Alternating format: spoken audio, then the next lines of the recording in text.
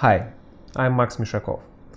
This video is for those of you who have found your light mix voice, head dominant mixed, but when you try to add chest, you kind of start yelling, you kind of lose the position, like, and then you start adding chest, like this.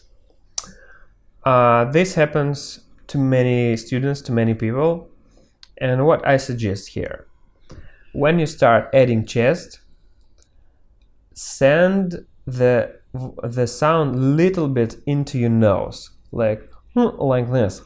Make it little bit nasal in the place where you start adding chest, like